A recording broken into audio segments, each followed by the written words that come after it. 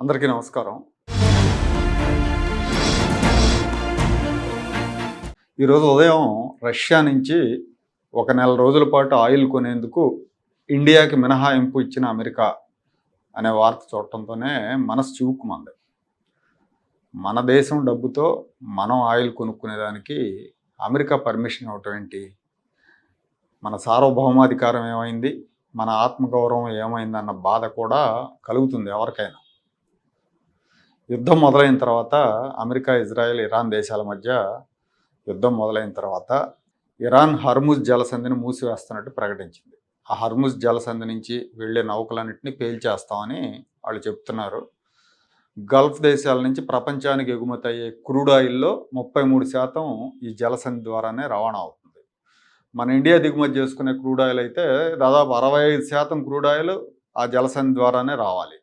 Iran దీన్ని దిగ్బంధించడం వల్ల 15 భారతీయ నౌకలు పర్షియన్ గల్ఫ్ దగ్గర నిలిచిపోయినాయి. చమురు రవాణా ఆగిపోయిందంటే దేశంలో డీజిల్, పెట్రోల్ కొరత ఏర్పడుతుంది. రేట్లు దారుణంగా పెరిగిపోతాయి, డీజిల్ రేట్లు, పెట్రోల్ రేట్లు. దీని మీదే ఆందోళన వ్యక్తం అవుతూ ఉంది. ఈ నేపథ్యంలో అమెరికా ఒక కీలక ప్రకటన చేసింది. ఒక నెల రోజుల పాటు ఇండియా, రష్యా నుంచి ఆయిల్ కొనుగోలు చేయడానికి పర్మిషన్ ఇస్తున్నట్టుగా ప్రకటించారు. యుఎస్ ట్రెజరీ కార్యదర్శి స్కాట్ బెసెంట్ ట్విట్టర్లో ఈ విషయాన్ని వెల్లడించారు. రష్యా, యుక్రెయిన్ మధ్య యుద్ధం మొదలైన తర్వాత ఇండియా రష్యా నుంచి క్రూడ్ ఆయిల్ కొనుగోళ్లు పెంచింది. కారణం ఏంటంటే రష్యా మీద ఆంక్షలు విధించి రష్యా నుంచి ఎవరు ఆయిల్ కొనకూడదని అమెరికా ఆంక్షలు విధిస్తే రష్యా చౌకగా ఆయిల్ అమ్ముతుంది కాబట్టి రష్యా నుంచి అంతకుముందు కొనేదానికంటే ఎక్కువ ఆయిల్ ఇండియా కొంది. దాని మూలంగా భారతీయ కంపెనీలు లాభపడినాయి. రష్యా నుంచి కొంటున్నందుకు ట్రంప్ అధ్యక్షుడైన తర్వాత భారతదేశం నుంచి ఎగుమతుల మీద 50% పన్నులు విధించాడు. ఆయన అన్ని దేశాల మీద పన్నులు విధించాడు, ఇండియా మీద ఇంకాస్త ఎక్కువ విధించాడు. రష్యా నుంచి ఆయిల్ కొనుగోళ్లను నిలిపివేయడానికి ఇండియా ఒప్పుకున్న తర్వాతే ఈ మధ్యనే ఫిబ్రవరిలో 2 దేశాల మధ్య వాణిజ్య ఒప్పందం కుదిరింది, అమెరికా, ఇండియాల మధ్య.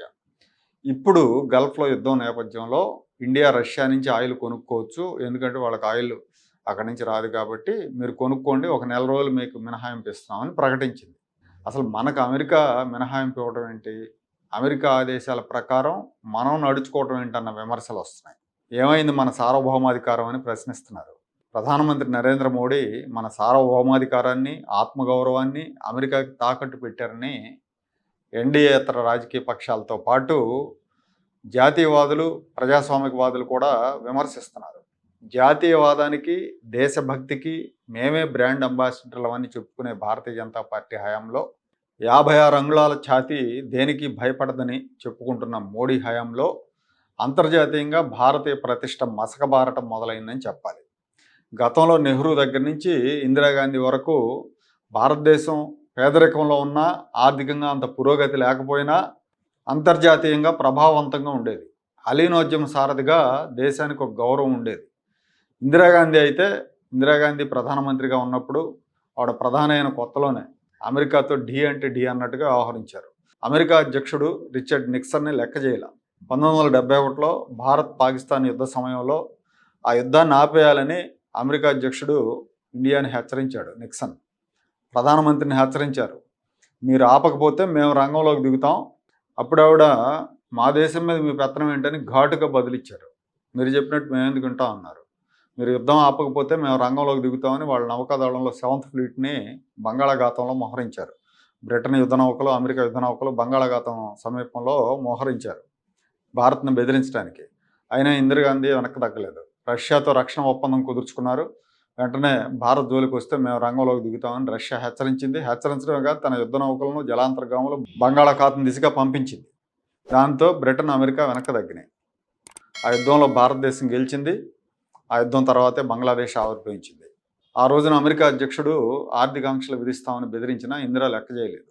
కానీ ఇవాళ భారత ప్రధాని నరేంద్ర మోడీ అమెరికాకి భయపడుతున్నారన్న విమర్శలకు, ఆయన మీద వస్తున్న విమర్శలకు ఆయన దగ్గర జవాబు లేదు. దేశంలో రాజకీయ ప్రత్యర్థులపై భీకరంగా మాటల దాడితో విరుచుకుపడే నరేంద్ర మోడీ ఈ విషయంలో మౌన మునిగా మారిపోతున్నారు. మనం రష్యా నుంచి చమురు కొనడానికి అమెరికా వాడి పర్మిషన్ ఏంటన్న విమర్శకు ఆయన దగ్గర జవాబు ఉండదు. ఇరాన్ మనకు మిత్రదేశం. ఇరాన్తో వాణిజ్య సంబంధాలు ఉన్నాయి. ఆ దేశంలో చాబహార్ పోర్ట్ని భారతదేశమే నిర్మిస్తూ ఉంది.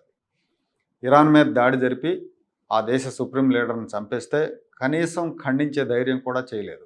విశాఖపట్నంలో ఫిబ్రవరి 3వ వారంలో జరిగిన ఇంటర్నేషనల్ ఫ్లీట్ రివ్యూలో పాల్గొని ఇరాన్కి తిరిగి వెళుతున్న IRIS దేనా నౌక మీద అమెరికా దాడి చేసింది. ఆ నౌకను ముంచేసింది. మన దేశం ఆహ్వానం మేరకే ఇరాన్ ఈ కార్యక్రమంలో పాల్గొనడానికి వచ్చింది. భారత నౌకాదళంతో కలిసి వాళ్ళు విన్యాసాలు చేసిన తర్వాత తిరిగి స్వదేశానికి వెళుతున్నప్పుడు శ్రీలంక తీరం సమీపంలో అమెరికా టార్పిడాలతో దాడి చేసి ధ్వంసం చేసింది. ఇది భారతదేశానికి దాదాపు 350 కిలోమీటర్ల దూరంలో జరిగింది ఈ ఘటన. భారతదేశ తీరానికి, కన్యాకుమారికి అనుకోండి. దీని మీద కూడా ఇండియా స్పందించలేదు, ఖండించలేదు. మన దేశ ఆహ్వానం మేరకు వచ్చిన అతిథి తిరిగి వెళుతుండగా దాడి చేశారు. ఖండించాల్సిన కనీస బాధ్యత దేశం మీద ఉంది. నౌకలో 100 మందికి పైగా చనిపోయారు, కానీ ఖండించే ధైర్యం చేయలేకపోయారు.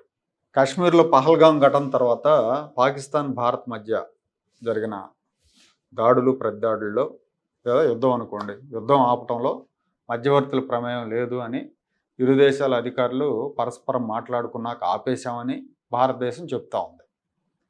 కానీ దీన్ని ఎవరు నమ్మట్లా. ఎందుకు నమ్మట్లేదంటే ఈ యుద్ధాన్ని నేనే ఆపానని అమెరికా అధ్యక్షుడు డొనాల్డ్ ట్రంప్ అంతర్జాతీయ వేదికల మీద ఇప్పటికి దాదాపు ఒక 100 సార్లు చెప్పుంటారు. పాకిస్తాన్ ప్రధానమంత్రి కూడా ట్రంప్ ప్రమేయంతోనే యుద్ధం ఆగిందని చెప్పారు. వాళ్ళిద్దరూ అలా చెప్తున్నప్పుడు మన వైపు నుంచి స్పందన లేదు. దీని మీద మన ఉక్కు ప్రధాని నోరు మెదపరు. అమెరికా అధ్యక్షుడు తగినంత గౌరవం ఇవ్వకపోయినా, ట్యాక్సుల పేరుతో వేధించినా, మనల్ని ఇబ్బంది పెట్టే ప్రకటనలు చేస్తున్నా, చివరికి మిత్రదేశం నేతను చంపేసినా కూడా స్పందించలేని దైన్య స్థితికి చేరుకున్నాం. దేశంలో పులి, అమెరికా ముందు పిల్లి అని ప్రత్యర్థులు గేలి చేస్తున్నారు. దీనికి అంతటికీ చాలా కారణాలు ఉన్నాయని ప్రత్యర్థులు ఆరోపిస్తున్నారు. ప్రధానమంత్రి నరేంద్ర మోడీ, హోంమంత్రి అమిత్ షాలకు సన్నిహితుడైన గౌతమ్ అదానీ, గుజరాత్ పారిశ్రామికవేత్త, ఆయన కారణంగా అమెరికాకు తలొగ్గారంటున్నారు. ఇండియాలో సోలార్ పవర్ కాంట్రాక్టులు దక్కించుకోవడానికి అదానీ దాదాపు 2,000 కోట్లు లంచాలు ఇచ్చారని అమెరికాలో న్యూయార్క్ ఫెడరల్ కోర్టులో కేసు నమోదైంది. ఈ లంచాల విషయం దాచిపెట్టి అమెరికా పెట్టుబడిదారుల నుంచి, అంతర్జాతీయ బ్యాంకుల నుంచి $1 బిలియన్ నిధులు సేకరించారనేది ఆయన మీద ఉన్న ఆరోపణ. చాలామందికి వచ్చే సందేహం ఏంటంటే భారత్లో జరిగిన లంచాల వ్యవహారం మీద అమెరికాలో కేసు ఎందుకు నమోదవుతుంది అని. అదానీ గ్రూప్ అమెరికాకు చెందిన పెట్టుబడిదారుల నుంచి కూడా నిధులు సేకరించింది. అమెరికాలో ఫారిన్ కరప్ట్ ప్రాక్టీసెస్ యాక్ట్ ప్రకారం అమెరికా మార్కెట్లలో నిధులు సేకరించే ఏ కంపెనీ అయినా ప్రపంచంలో ఎక్కడైనా లంచాలు ఇస్తే అది నేరమే అవుతుంది. ప్రస్తుతం దీని మీద విచారణ జరుగుతూ ఉంది. అదానీ కోసం మోడీ అమెరికాకు లొంగిపోయారని ప్రధాన ప్రతిపక్షం కాంగ్రెస్ పార్టీ ఆరోపిస్తూ ఉంది. అలాగే ఇటీవల అంతర్జాతీయంగా సంచలనం సృష్టిస్తున్న ఎప్స్టీన్ ఫైల్స్ కూడా మోడీని భయపెడుతున్నట్టుగా కాంగ్రెస్ నేతలు విమర్శిస్తున్నారు. ట్రంప్ తలుచుకుంటే ఎప్స్టీన్ ఫైల్స్లో భారతీయ ప్రముఖుల పేర్లు బయటకు వస్తాయని, అందుకే ట్రంప్ చెప్పినట్టు మోడీ ఆడుతున్నాడని రాహుల్ గాంధీ విమర్శిస్తున్నారు. ఈ విమర్శలకు బీజేపీ నుంచి దీటైన సమాధానం లేదు. అంతర్జాతీయంగా జరుగుతున్న పరిణామాలు, వాటి మీద భారతదేశ వైఖరి చూస్తూ ఉంటే ఇవన్నీ నిజమేనేమో అన్న అనుమానం సామాన్యులకు కలుగుతుంది. 78 ఏళ్ల స్వతంత్ర భారత చరిత్రలో అమెరికాకు ఇంతగా సాగిలిపడిన సందర్భాలు గతంలో ఎప్పుడూ లేవు.